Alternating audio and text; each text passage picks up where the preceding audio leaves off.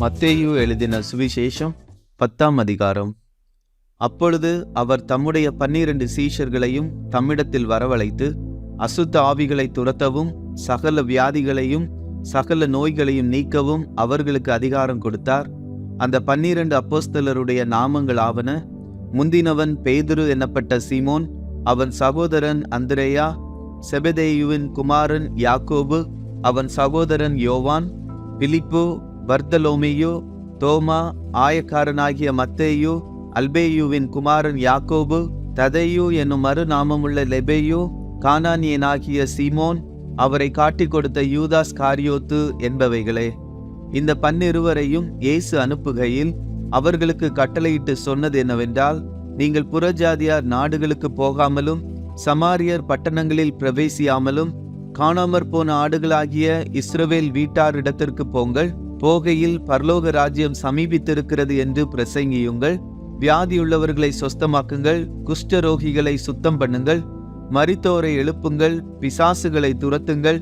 இலவசமாய் பெற்றீர்கள், இலவசமாய் கொடுங்கள். உங்கள் கச்சைகளில் பொன்னையாவது வெள்ளியையாவது செம்பையாவது, வழிக்காக பையையாவது 2 அங்கிகளையாவது பாதரட்சைகளையாவது தடியையாவது தேடி வைக்க வேண்டாம். வேலையாள் தன் ஆகாரத்துக்கு பாத்திரனாய் இருக்கிறான். எந்த பட்டணத்திலாவது கிராமத்திலாவது நீங்கள் பிரவேசிக்கும் போது அதிலே பாத்திரமானவன் யார் என்று விசாரித்து நீங்கள் புறப்படும் அளவும் அவனிடத்தில் தங்கியிருங்கள். ஒரு வீட்டுக்குள் பிரவேசிக்கும் போது அதை வாழ்த்துங்கள். அந்த வீடு பாத்திரமாய் இருந்தால் நீங்கள் கூறின சமாதானம் அவர்கள் மேல் வரக்கடவது. அபாத்திரமாய் இருந்தால் நீங்கள் கூறின சமாதானம் உங்களிடத்திற்கு திரும்ப கடவது. எவனாகிலும் உங்களை ஏற்றுக்கொள்ளாமலும் உங்கள் வார்த்தைகளை கேளாமலும் போனால் அந்த வீட்டையாவது பட்டணத்தையாவது விட்டு புறப்படும் போது உங்கள் கால்களில் படிந்த தூசியை உதறி போடுங்கள். நியாய தீர்ப்பு நாளிலே அந்த பட்டணத்திற்கு நேரிடுவதை பார்க்கிலும் சோதோம் கொமோரா நாட்டிற்கு நேரிடுவது லகுவாய் இருக்கும் என்று மெய்யாகவே உங்களுக்கு சொல்லுகிறேன். ஆடுகளை ஓநாய்களுக்குள்ளே அனுப்புகிறது போல இதோ நான் உங்களை அனுப்புகிறேன். ஆகையால் சர்ப்பங்களைப் போல வினாவுள்ளவர்களும் புறாக்களைப் போல கபடமற்றவர்களுமாய் இருங்கள். மனுஷரை குறித்து எச்சரிக்கையாயிருங்கள். அவர்கள் உங்களை ஆலோசனை சங்கங்களுக்கு ஒப்பு கொடுத்து தங்கள் ஜெப ஆலயங்களில் உங்களை வாரினால் அடிப்பார்கள். அவர்களுக்கும் புறஜாதியாருக்கும் சாட்சியாக என் நிமித்தம் அதிபதிகளுக்கு முன்பாகவும் ராஜாக்களுக்கு முன்பாகவும் கொண்டு போகப்படுவீர்கள். அவர்கள் உங்களை ஒப்பு கொடுக்கும் போது எப்படி பேசுவோம் என்றும் என்னத்தை பேசுவோம் என்றும் கவலைப்படாதிருங்கள். நீங்கள் பேச வேண்டுவது அந்நேரத்தில் உங்களுக்கு அருளப்படும். பேசுகிறவர்கள் நீங்கள் அல்ல, உங்கள் பிதாவின் ஆவியானவரே உங்களிலிருந்து பேசுகிறவர்.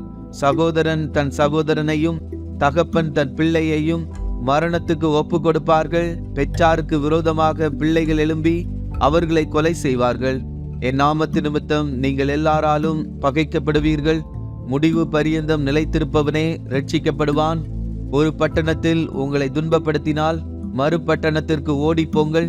மனுஷகுமாரன் வருவதற்குள்ளாக நீங்கள் இஸ்ரவேலருடைய பட்டணங்களை எல்லாம் சுற்றி முடியாதென்று மெய்யாகவே உங்களுக்கு சொல்லுகிறேன். சீஷன் தன் போதகனிலும் வேலைக்காரன் தன் எஜமானிலும் மேற்பட்டவன் அல்ல.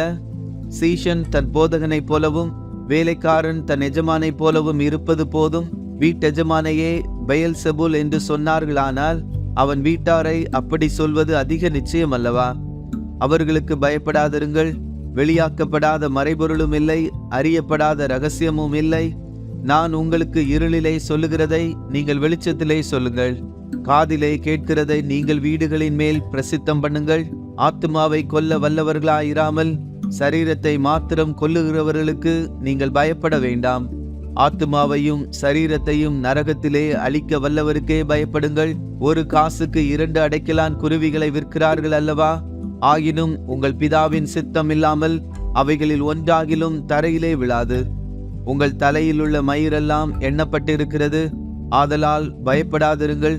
அநேகம் அடைக்கலான் குருவிகளை பார்க்கிலும் நீங்கள் விசேஷித்தவர்களாயிருக்கிறீர்கள். மனுஷர் முன்பாக என்னை அறிக்கை பண்ணுகிறவன் எவனோ அவனை நானும் பரலோகத்தில் இருக்கிற என் பிதாவின் முன்பாக அறிக்கை பண்ணுவேன். மனுஷர் முன்பாக என்னை மறுதலிக்கிறவன் எவனோ அவனை நானும் பரலோகத்தில் இருக்கிற என் பிதாவின் முன்பாக மறுதலிப்பேன். பூமியின் மேல் சமாதானத்தை அனுப்ப வந்தேன் என்று எண்ணாதிருங்கள். சமாதானத்தை அல்ல, பட்டயத்தையே அனுப்ப வந்தேன். எப்படியெனில், மகனுக்கும் தகப்பனுக்கும் மகளுக்கும் தாய்க்கும் மருமகளுக்கும் மாமிக்கும் பிரிவினை உண்டாக்க வந்தேன். ஒரு மனுஷனுக்கு சத்துருக்கள் அவன் வீட்டாரே. தகப்பனையாவது தாயையாவது என்னிலும் அதிகமாய் நேசிக்கிறவன் எனக்கு பாத்திரன் அல்ல. மகனையாவது மகளையாவது என்னிலும் அதிகமாய் நேசிக்கிறவன் எனக்கு பாத்திரன் அல்ல. தன் சிலுவையை எடுத்துக்கொண்டு என்னை பின்பற்றாதவன் எனக்கு பாத்திரன் அல்ல. தன் ஜீவனை காக்கிறவன் அதை இழந்து போவான். என் நிமித்தம் தன் ஜீவனை இழந்து போகிறவன் அதை காப்பான். உங்களை ஏற்றுக்கொள்ளுகிறவன் என்னை ஏற்றுக்கொள்ளுகிறான். என்னை ஏற்றுக்கொள்ளுகிறவன் என்னை அனுப்பினவரை ஏற்றுக்கொள்ளுகிறான். தீர்க்கதரிசி என்னும் நாமத்து நிமித்தம் தீர்க்கதரிசியை ஏற்றுக்கொள்ளுகிறவன் தீர்க்கதரிசிக்கேற்ற பலனை அடைவான். நீதிமான் என்னும் நாமத்து நிமித்தம் நீதிமானை ஏற்றுக்கொள்ளுகிறவன் நீதிமானுக்கேற்ற பலனை அடைவான். சீஷன் என்னும் நாமத்து நிமித்தம் இந்த சிறியரில் ஒருவனுக்கு ஒரு கலசம் தண்ணீர் மாத்திரம் குடிக்க கொடுக்கிறவனும் தன் பலனை அடையாமற் போகான் என்று மெய்யாகவே உங்களுக்கு சொல்லுகிறேன் என்றார்.